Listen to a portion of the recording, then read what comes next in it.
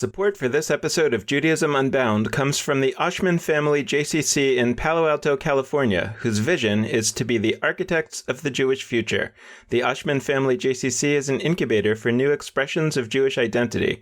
It creates innovative Jewish learning, celebrations, and arts programs that inspire personal connections to people and ideas from across the Jewish world. Learn more at www.paloaltojcc.org. This is Judaism Unbound, episode 211, The Passover Haggadah, a biography. Welcome back, everyone. I'm Dan Liebenson. And I'm Lex Rothberg. And this is another episode of our series in the lead up to Passover. Now, nobody's actually sent us an email asking this question, but I think it's a reasonable question to ask why we are doing a series on the lead up to Passover that has started in February. Passover doesn't come especially early on the Western calendar this year, so that's not the reason. The reason is because as we were thinking about giving our listeners some tools to think about holidays and Jewish practices in different ways, and specifically this year using Passover as a case study, it seemed a little silly to give people all this wealth of ideas just a few weeks before Passover when there's not really enough time to try to put those ideas together in some kind of new way. So we thought that if we could get some of the big ideas out there way early, it would be more useful to our listeners. So we'd love to hear from you whether that's the case or not. And one of the perspectives that I really enjoy the most and think is very important is to realize that certain things that seem like they were here forever are actually of relatively recent vintage, even if recent vintage means something like a few hundred years. That's different from a few thousand years. It reminds me of what Dan Horowitz said last week, that in his view, any practice that's been around longer than 25 years seems to have this feeling among most of the Jews that it was given to Moses at Sinai. And that really gets in the way of our creativity. If we think that this practice has been around forever, then who are we to tinker with it? Whereas if this practice hasn't really been the way that we experience it for more than 100 years or even less, then maybe we have a lot more license to do something new with it than we thought we did. Our guest today is another returning guest, Vanessa Ochs, who has written a wonderful book called The Passover Haggadah, a Biography, as part of the Lives of Great Religious Books series published by Princeton University Press. The Passover Haggadah, a Biography, will be officially published on March 10th, 2020, and is available now for pre-order. So if you pre-order the book now, you'll get it as soon as it comes out, and you'll be able to use it to start thinking about this upcoming Passover. So we're thrilled to welcome back the second guest we ever had on Judaism Unbound, Vanessa Ochs. She joined us on episode 5, and here she's back again today.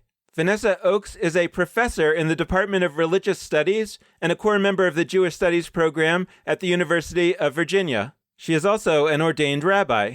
She teaches on topics including Jewish feminism, Jewish weddings, the Passover Haggadah, ethnographic fieldwork in religion, and spiritual writing. She is also the chair of the Professional Consulting Committee for University of Virginia Chaplaincy Services and Pastoral Education at the University of Virginia Health System. Vanessa Ochs has written a number of important books, including Inventing Jewish Ritual, which won the 2007 National Jewish Book Award, Words on Fire, One Woman's Journey into the Sacred, and Safe and Sound, Protecting Your Child in an Unpredictable World. She has also won a Creative Writing Fellowship from the National Endowment for the Arts. So without further ado, we are thrilled to welcome Vanessa Ochs back to Judaism Unbound. It's a great thrill and honor to have you on again. Thanks so much. We're going to come back to this whole story later, but I thought it would be an interesting way just to start with a quote that comes out of your book, that you're quoting a letter that was written to Mordechai Kaplan, who, for people who don't know, was the intellectual founder of what we now call Reconstructionist Judaism. But at the time, he was a professor at the Jewish Theological Seminary of the conservative movement. So in any event, Mordechai Kaplan creates a new Haggadah for Passover, and he receives a letter from a group of seminary professors who say, the term Haggadah itself is quite a misnomer for your book. It is, if you will, a new Passover service. But a book which omits drasha, or rabbinic interpretation of the biblical verses, has ceased to be a Haggadah, for the word Haggadah is a technical term applying to the interpretation of a biblical text. So I guess when these rabbis are complaining to Mordechai Kaplan that what he has produced is not actually a Haggadah, how right or how wrong are they? So could you bring us back to the origins of what we now call the Haggadah and tell us, when did we even have a Seder for the first time? When did a Haggadah, as we know it, this book, even emerge from the first time? What is the prehistory of the Haggadah? When Jews begin to observe Passover, there is no Haggadah. There is no text. There is no tradition of offering interpretations of rabbinical literature, because there is no Bible yet. There is no rabbinical literature. The first Passover begins, and I'm not speaking history, I'm speaking biblical storytelling. The first observation of a Passover begins when the Israelites are enduring this terrible night of waiting, the night before they will leave Egypt and begin their journey, begin their exodus. And they have been told to slaughter a lamb and to eat this lamb. That's it.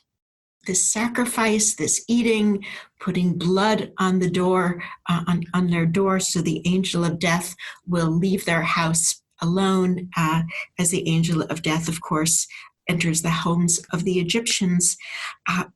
At the time that the Israelites are told this story, and they're told to do this observance while wearing their traveling clothes, by being geared up with their walking stick and their sandals, they're also told that they are going to be observing this ritual for all times. And they're told that in this new ritual, they will be telling the story of the Exodus to their children. So this is all really pretty crazy. They have yet to observe their sacrifice ritual once. They have yet to get to the other side. They have yet to even be in a headspace where they can imagine practicing this ritual again. And still they're told there is going to be a ritual forever. So that is our first Passover, the idea of doing a practice now and then imagining it for the rest of time. And very key in that interchange is the assertion that children will ask you about what this is about and that you will tell them. So it already sets up the idea that there is a story, but that the meaning isn't clear, and that the meaning needs to be shared and interpreted while doing ritual stuff, while engaging with a sacrifice, while eating. And it's many, many generations. It's only until around the 9th century that we have a written text that Jews in Babylonia can turn to. It's not a separate text. It's included with other prayer texts. But Jews go for a very, very long time before they have a written text. Just to clarify, that's about 2,000 years difference between when the Exodus is supposed to have happened and the 9th century. It's a really long time for winging it. And one of the reasons that I think people implore their rabbis to please write something down for us is that it's hard to wing something, especially when not everybody knows the story. You can't be a teacher if you don't know the text, the rudiments of the text of the Exodus story, and you can't be a teacher when you don't know all of its implications, all of the ways that it's teased out to make an event of the past be meaningful to the current time. So can we talk about two periods separately?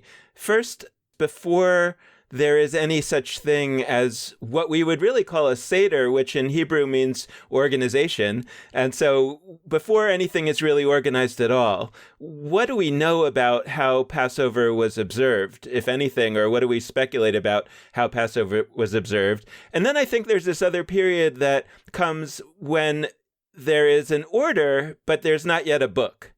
And how did that go about? So there are two Judaic texts, one the Tosefta and one the Mishnah. And these are key texts in which the sages are trying to put down what are the laws by which we should live. And the Tosefta and the Mishnah are also oral texts, and they do get written down eventually. So there is a scholarly debate which text came first, the Tosefta and the Mishnah, and I'll tell you why that is relevant to us. Each one describes marking Passover in a different way. In the Tosefta, we understand that after a meal and after prayers and after psalms, Jews are supposed to sit down and study the laws of Passover. Well, if you think about that, it could not have worked all that well. If you've had a meal and your stomach is heavy and your mind is drowsy, and if there's been wine as well, you really aren't in much shape to have a very deep talk about the laws of Passover. The Mishnah, by contrast, has a discussion of the holiday, of what's going on, of what its symbols are, as part of the meal. It's that practice that continues onward, that idea of having a gathering, which is very much like the Greco-Roman symposium, where people are sitting around, well, they're not sitting around a table, they're sitting in a room together, and there are symbolic foods, and there's discussion, and there's debate. And to this very day, the Passover Seder holds that spirit of conviviality, of discussion, of debate, perhaps a little bit of outsmarting other people. There's all this back and forth already. I would love to go into one particular piece of that Mishnah section about the Passover ritual. So in chapter 10 of Pesachim, of the section that talks about Passover, it's interesting. It's called Pesachim, which is plural. It's like Passovers. And that's already, I like, it implies a plurality, which I like, that there would be an implicit sense that there is more than one way somehow of doing this Pesach, this Passover sacrifice, this Passover holiday.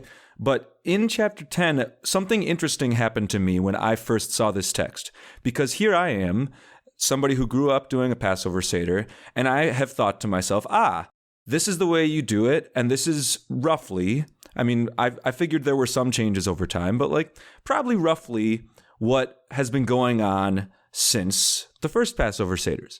And so I dive into this text, and I'm going to highlight one particular section, which is this text lays out the 4 questions.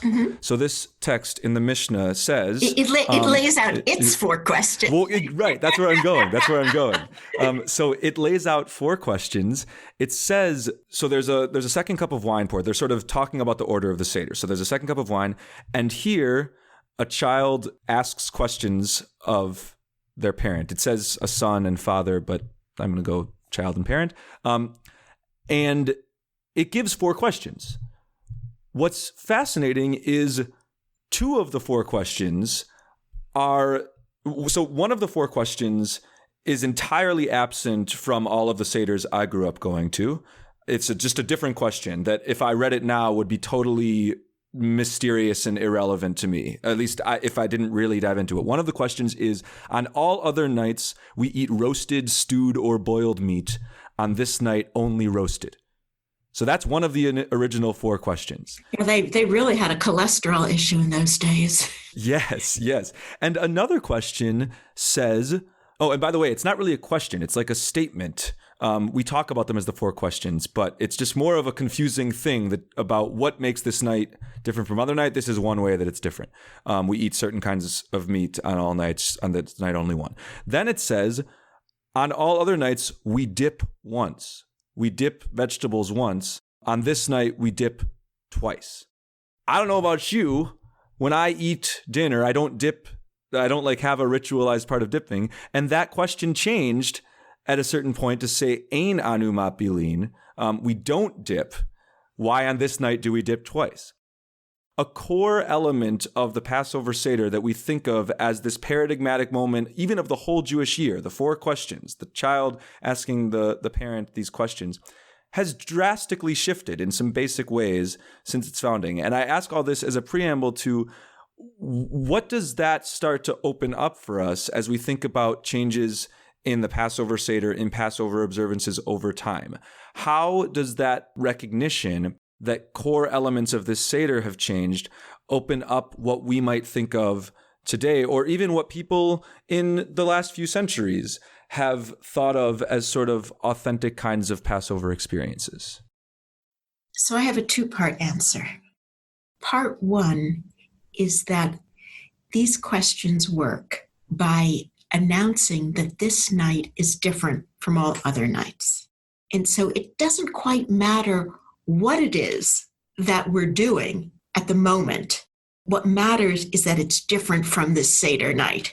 So if in those days there was a certain amount of dipping, then what matters is how many times we're dipping on the Seder night.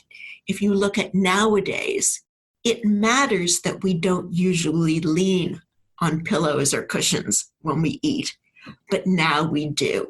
What matters is that there's a distinction between the habits, the dining habits of every day of the period, and the dining habits of this night. Now, let me say that in both the Mishnaic context and in the contemporary context, pedagogically, I think the questions are a disaster. Number one, these aren't the child's questions. These questions are being put in the mouth of the child or the student. It's the teacher saying, this is what you should care about.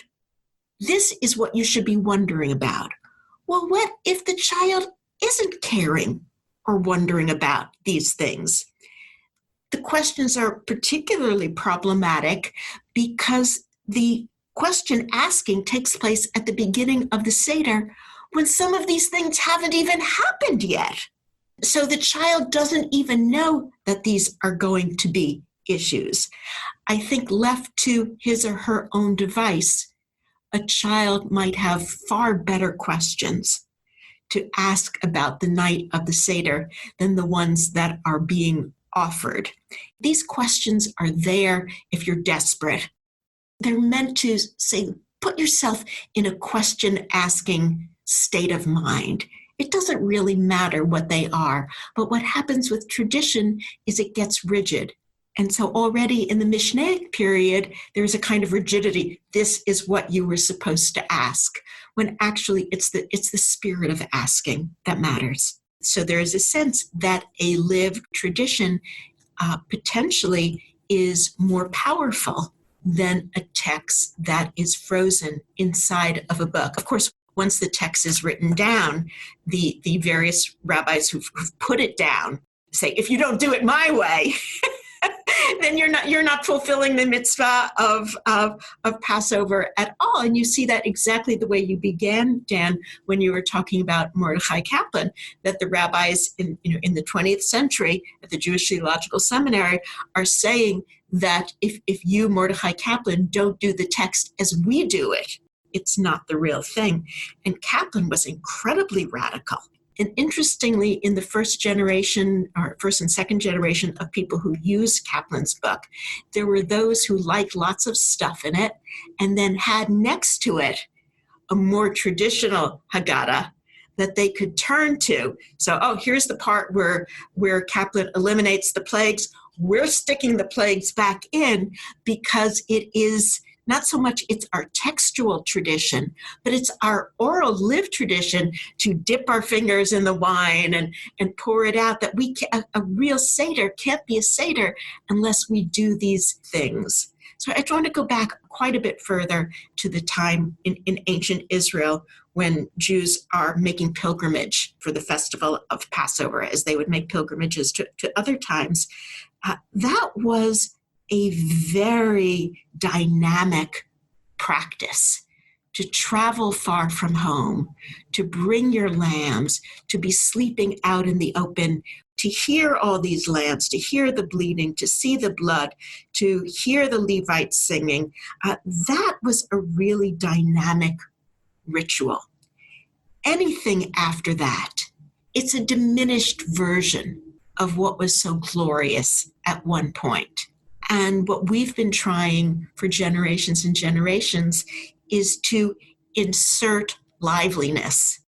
The Passover Seder that we have, even with our lovely text, is miniaturized, it's intellectualized, it's reduced. The symbols are, even though we can digest them as metaphors, it's highly intellectual. On that question of liveliness, though, I want to pick up on that and wonder, I mean, I know it's speculation, but do you think that the Seder was livelier in the days before the Haggadah, the book Haggadah, was so widespread? I mean, I just sort of, I guess I'm wondering whether there's something about putting something into a book that takes some of the energy out of it, because somehow the normal thing to do, and I guess here I'm asking for your expertise as an anthropologist, and how people relate to books versus other ways in which even today we do rituals. Because I wonder whether there's a way, let's say, to make the Seder livelier again. And it seems that a lot of the ways that people try to do that is to come out with a new version of the Haggadah, a new version of the book. But I guess I'm wondering whether there's something about having a book at the table in itself that takes that kind of energy out of it. And so again, I'm sort of wondering if we know, what was the Seder like when Haggadahs existed, but they weren't used at the table? Daniel, I can't tell you that I know. I don't have documents that tell me about that. You used the word to describe those times, and maybe I did as well, as being lively. And I think we need to question what we mean by liveliness. When we think of Hanukkah now, with menorahs and candles and dreidels and decorations around the house and all good smells of cooking, that's our contemporary understanding of lively. The children are happy, families are together. Perhaps a better term for liveliness would be that it matters. Did it matter to the people performing the ritual?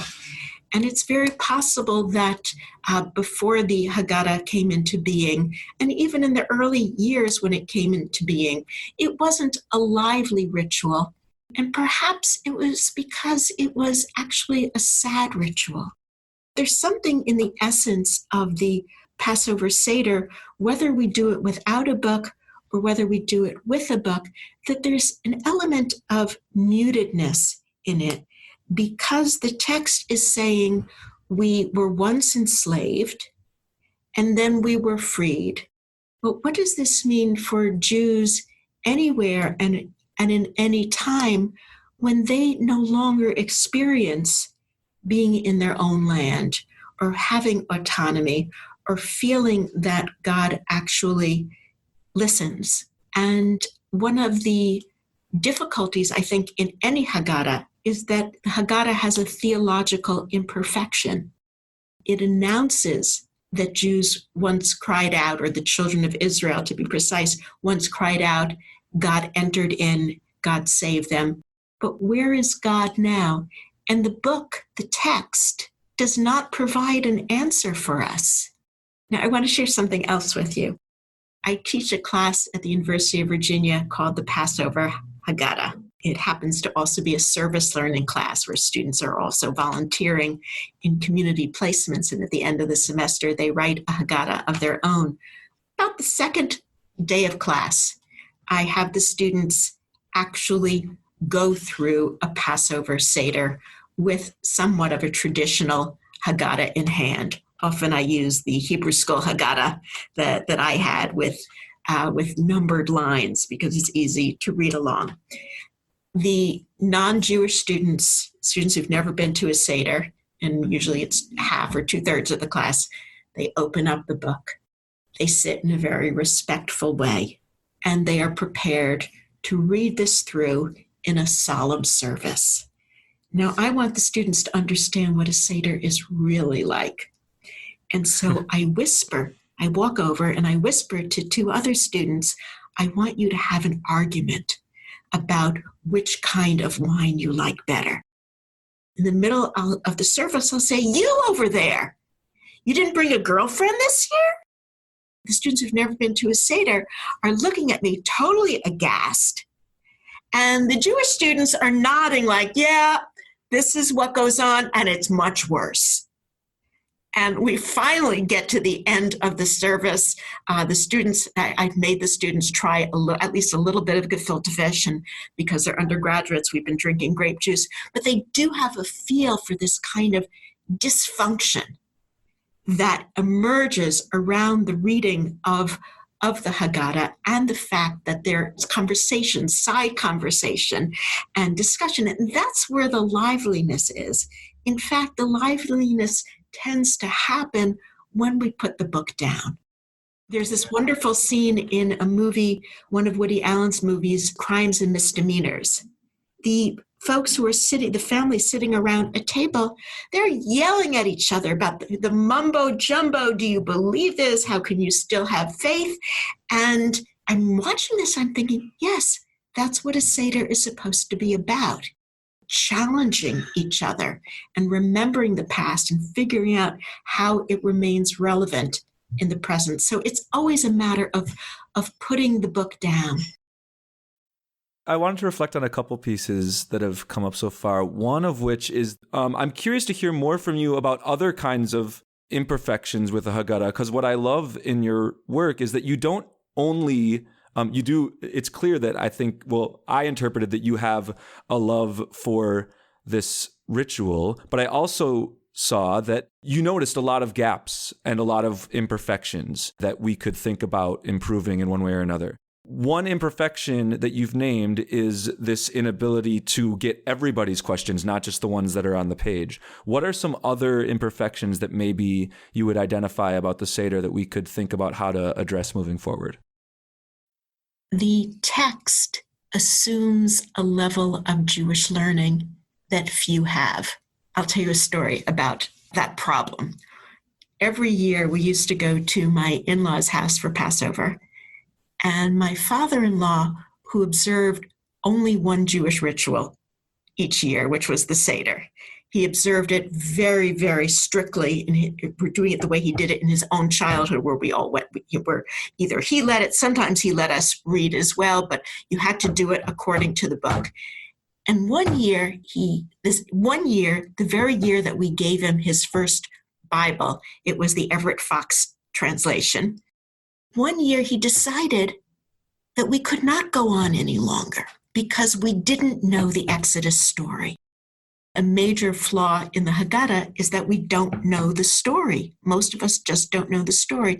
So he slams down his Haggadah, he walks into his study, he gets his translation of the Bible, and he reads pretty much the whole Exodus story. So we're sitting there for about 45 minutes listening to the Exodus story. And then he says, and now we can go on.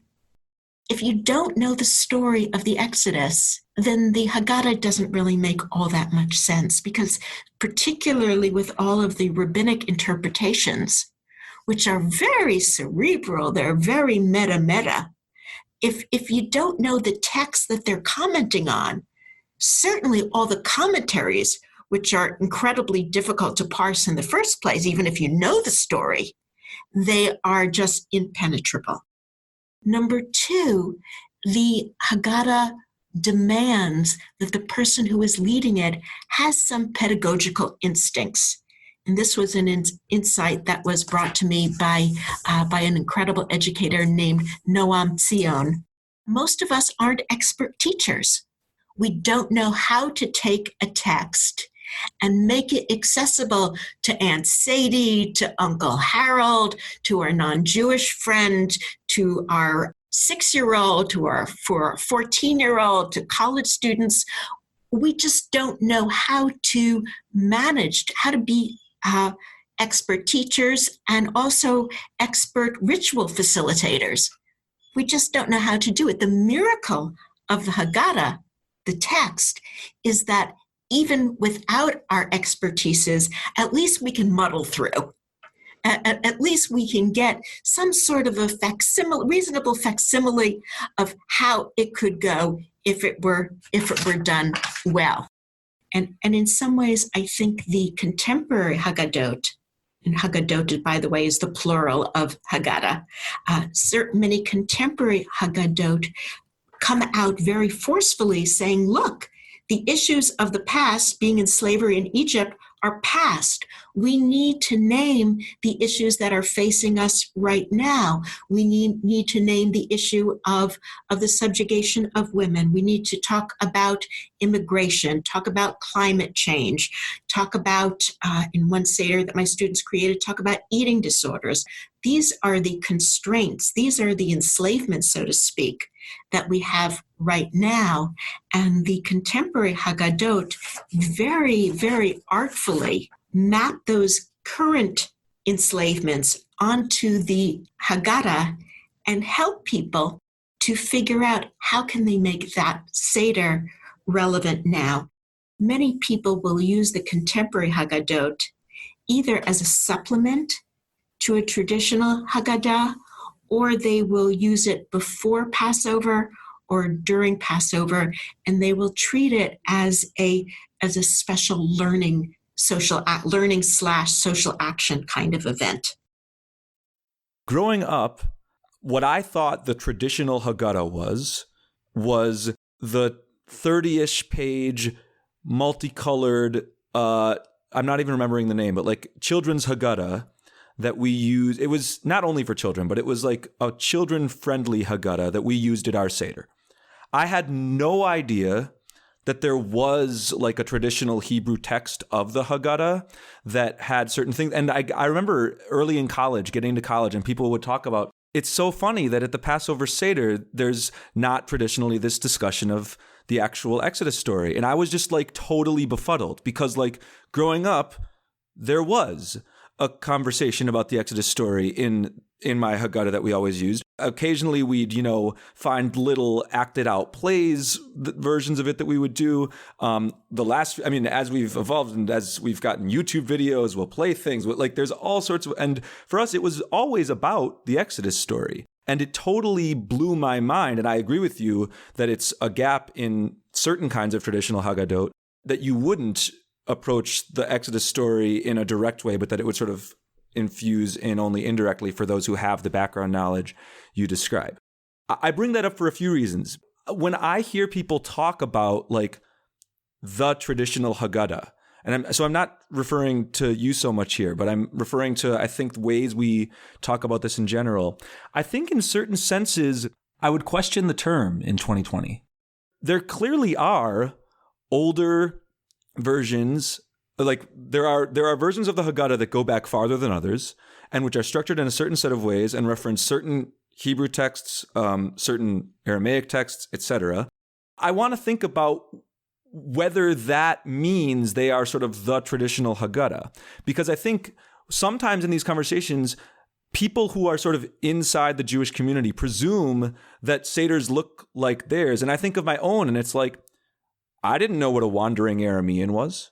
My Seder doesn't talk about that section that talks about the wandering Aramean, which is core to many traditional Seders. I didn't have the thing about blood on the nations, Shvo Chamatcha, which is Cast part your of wrath on the other nations. Yes, like there are all these things that people talk about as like the traditional Haggadah, which I actually think if we were to go around and I can't prove this, but if we were going to survey every single Passover Seder, are not there.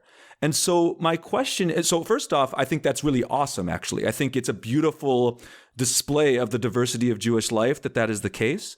And I see that reflected, by the way, when I would go to FedEx Kinko's to make copies to like have supplements at our Seder. Because that is the tradition of our people. Exactly. I would, and that's what I'm getting. Like I would go there. There would always be other Jews there. It's like, that's what you do the day before the first Seder. It was the pilgrimage. Yes, and there's something incredible about that we are specifically creating our own Haggadot from all sorts of other ones. Now there's, digital sites, etc.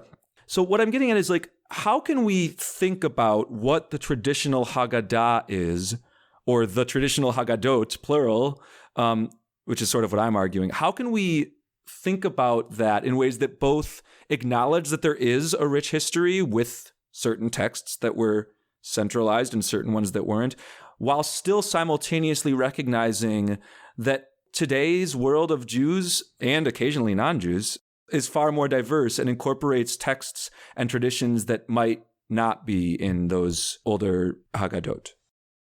You made me think of a student of mine who grew up with a coloring book Haggadah, and very much it made your childhood Haggadah seem extremely erudite. And this student took my whole Haggadah class, and she aced all of her exams and her papers. And I said to her, by the way, when you have a family of your own, which Haggadah will you use? And she said, the coloring book Haggadah. Look, I don't think we need to stick to a text that is ossified. And one of the ways we move beyond that is to do what Noam Zion and his son Mishael have done, which is to create a Haggadah text which is fully surrounded by images and activities and commentaries and contemporary reflections, so that you can go back and forth between the antique pages and something that's far more contemporary. But I think we need to remember. I think we need to pay homage to the past tradition. But I think what we're seeing right now, particularly in Haggadot.com, which is this amazing website where someone who's knowledgeable or someone who's not knowledgeable can get all the resources that they need in order to create their own Passover Haggadah. I think that act of preparing for a Seder by looking at all those resources is exactly how we're supposed to be preparing for Passover. It's not just dusting the breadcrumbs off that might have fallen up from your table onto the chandelier. I mean, that's all this crazy Passover preparation that we do with crumbs and dusting. I know dust is not leaven. This is not necessarily about spring cleaning. If we could put more of that energy into studying and preparing and creating a Haggadah for ourselves, our friends, our guests, how wonderful that would be. I mean, that's the way to spend the month before Passover, weighing different interpretations, thinking about past rituals. I love what you said earlier about the idea of an homage. It actually helps me reflect in a way about something that I tried to do last year, which was to run a Seder without a Haggadah, because I had this strong feeling that a Haggadah had steered us wrong and that the Seder would be much more meaningful if we didn't have it as a crutch. And my daughter was very upset about this. She felt that it was going to be a disaster. She wasn't so concerned as a traditionalist that we need to have a Haggadah, but she just thought that it would be terrible. And I don't think it was terrible, but I actually, on reflection and hearing you talk about that, I think it was missing something because it didn't include some way of having an homage to the Haggadah, even though it wasn't going to be maybe the main structure. So this is actually giving me an idea for what to do this year, which I'm going to work on. Actually, I did the same experiment. Usually what I do on Passover is I hand out to everybody one of the Haggadot in my very large collection, something that would be interesting to look at. And then I try and give everybody a standard text, a standard traditional text, so we can all at least be literally on the same page. But one year, when I had just our only guest was a rabbi and his partner, I announced we were not going to have any text. We were just going to do what we could remember in terms of doing the ritual in the right order. And fortunately, my rabbi friend had brought along and had in his pocket some text that he had studied at the Hartman Institute on Jewish poetry that's relevant to Passover. And he pulled out that text and the copies he had made. It was like, thank goodness. Thank goodness we have a text to study. And so we engaged in very rich text study. And I realized that part of our contemporary practice of Passover is to struggle with a text, to use that text as if we were in the Beit Midrash, in the study hall. And that has become one of the pleasures of Passover, is to deal with something that is not accessible, that's a little bit arcane or a lot arcane, and try and pull at it until we can make sense of it for ourselves, to forcefully make that tradition relevant, which is one of the things that Jewish people are pretty good at, is to make connections when those connections are difficult. One of the other things that our tradition teaches us to be good at is to ask questions. Why is this there? How can we possibly say that? Is it okay for us to continue to use that text that you mentioned before, Lex, pour out your wrath on all the other people that don't like us anymore? Should we continue to say that? Is it a dangerous text? Is it dangerous for others? Is it dangerous for ourselves? Those are all skills that our tradition wants us to have, to challenge, to demand that a text speak to us. As we consider the future of the Haggadah, the future of the Passover Seder, what should we be thinking about in terms of understanding how people interact with rituals, whether that is the nostalgia that they want to make sure that it has some feeling of like it was when they were a child, but I'm also thinking about that we currently live on the cusp of the digital revolution, right? And we see how the printing press revolution changed Passover. And it's interesting to think about how the digital revolution might change Passover. And I guess that I often think that I probably err on the side of going too radical, and I want to kind of jump into the future right away and like we're talking about, sort of pay insufficient homage to the past. But I'm wondering kind of how one navigates that in terms of kind of what people are looking for when they are thinking about ritual. Let me just give you an example of the fluidity of Jewish ritual, or in particular, the fluidity of the Haggadah. Back in 1904, there were 3 members of a committee on Passover Haggadah in the Reform community who were definitely critical of the Haggadah that they had.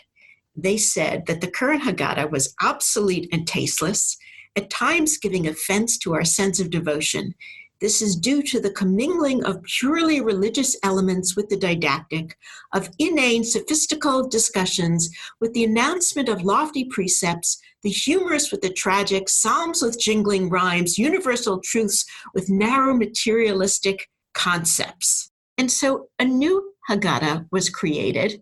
The 4 questions went out. There was a succinct 2-part question for the youngest child to ask. No more drops of wine on the Seder plate, even no more next year in Jerusalem. Soon enough, there was a 1923 revision, and it fought with the earlier revision. More Hebrew, and by 1974, in the Reform community, there was much more Hebrew. The 10 plagues were back. Seder participants explained why they didn't want to take revenge on others. And next year in Jerusalem was back. And so in a community where the text was seen as totally problematic, they were able to bring it back, but on their own terms. And I think this is characteristic of our rituals. We tend to cast things out, and then we find ways to bring them back. Keep in mind that in the 1950s, people were not necessarily lighting Hanukkah menorahs. That was a practice that made a comeback. Now we just assume that there is the continuous menorah lighting from the time of the Maccabees to the present, when in fact, there was a time when it was initiated as a new holiday. How long did it take for that to catch on? Who did it? We don't necessarily know all this, but a new ritual allows us to just start again. And perhaps I shared with you once the time that I used to speak often at the UVA Hillel on their first Shabbat, and I said, we are at the end of the service, we're going to be singing Adon Olam. And if this is the Adon Olam that you sang in your congregation, you will feel that you like Hillel and that this is a good place to be. And if we sing it in a different melody, you will feel that this is not even Judaism. And this is not a place that speaks to you. It's too modern, it's too old-fashioned, it's too whatever it is, but this is not the place for you. I want to acknowledge that the melody does matter. But I also want to acknowledge that if you come to Hillel 3 times and sing whatever melody there is 3 times, by the 4th time, it will feel like this is the real Adon Olam, even if it's sung to the tune of the UVA alma mater. We don't want to make changes, and for good reasons. Things that we're familiar with hold us together. And we also accept changes eventually. I so appreciate your depth and willingness to go into specifically the imperfections of the Haggadah and of our Passover Seder as it's often been observed. But I also want to hear from you about what are its greatest strengths.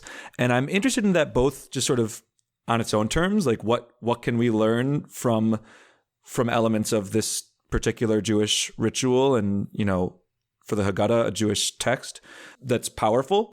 The other is, for me, I often think about the Passover Seder as kind of an aspirational value for other Jewish rituals that I don't think we have opened up to the same extent, even as I acknowledge that there are problems with the pedagogy and traditions of the Passover Seder. And what I mean by that is I think that for whatever set of historical reasons or otherwise, we seem to be really ready. Like, even if you talk to fairly traditionalist Jews in all sorts of ways, if you said to them, I'm grabbing 9 different Haggadahs and, creating my own and building in some fun rituals, and that's going to be our Seder. I think even some traditionalists are ready to say, yeah, that's great. Whereas if we said for like Rosh Hashanah services or Yom Kippur, we're going to totally go off book and not do the things that I think there would be a different reaction sometimes. And so I'm curious, like, what are those strengths? What are those pieces of Passover, maybe less Passover as a holiday, but like specifically the Seder, the Haggadah, that we should see as instructional for us moving forward? I often hear people talk about the very fact that it takes place at home as a huge strength. What would you invoke as some of its core strengths that we could learn from and apply maybe to other Jewish traditions as well? The Haggadah highlights the gifts of Jewish pedagogy, to prefer questions to answers, to reward challenges, to tolerate dissension, and to assume that a mind can handle contradictions. That's a pedagogic model that is pretty incredible. It teaches us that we can physically imbibe metaphors. We can eat our way through our tradition, our history. Eat and drink, by the way. Eat and drink our way through our tradition. And through those physical transformations, through that embodiment, which the text tells us to engage in, we can experience spirituality. The metaphors that we digest are experienced as spiritual facts. I mean, that's a big deal. I think also when we see imperfections in the Haggadah, we see them, and I write this in my book, we see them like the wrinkles on the face of an elder, not as flaws, but as signs of a life attained and characterized by centuries of generativity. We see the past and the past struggles in the text, and we can honor them, that we can take pleasure and delight in imperfections. Finally, the text allows real novices to hold a Seder. If you want to have your first Passover Seder, you go to Barnes & Noble, you go to Amazon, you get yourself a Haggadah, and it may not be the best Seder you'll ever have in your life, but you can have a for real Passover Seder with this text as your guide, with this script. It will work. Like, that's an amazing thing. It makes you a ritual expert. Well, not an expert ritual expert, but it enables you to preside over a super complex ritual with a certain amount of confidence. I mean, that's an incredible thing this text allows you to do. I mean, if I gave you a machzor, a text for Rosh Hashanah and Yom Kippur, the Jewish New Year and the Day of Atonement, and I said, here, go lead a service. It's not so clear how you do that, how you chant it, how you have the Torah readings. the people coming up and back and forth to the Torah. It doesn't get you through it. The Haggadah really gets you through. Thank you so much, Vanessa Ochs, for joining us. This has been a fantastic conversation. Thank you. Thank you so much. And thanks to all of you out there for listening. We hope you've enjoyed this episode, and we hope that you'll tune into the remainder of our episodes in this Passover series. We want to close this conversation out in the same way that we always do, by encouraging you to be in touch with us. And there are a wide variety of ways for you to do that. First, you can head to our Facebook page, Judaism Unbound. Second, you can go to our Twitter feed at Judaism Unbound. Third, you can go to our website, JudaismUnbound.com. And last but not least, you can email us. Dan at JudaismUnbound.com or Lex at JudaismUnbound.com will work, or both. The last request we like to make is that you can always support us with a financial donation on either a monthly recurring basis or just as a one-time gift. And you can do either of those at JudaismUnbound.com/donate. So thanks so much for listening. And with that, this has been Judaism Unbound.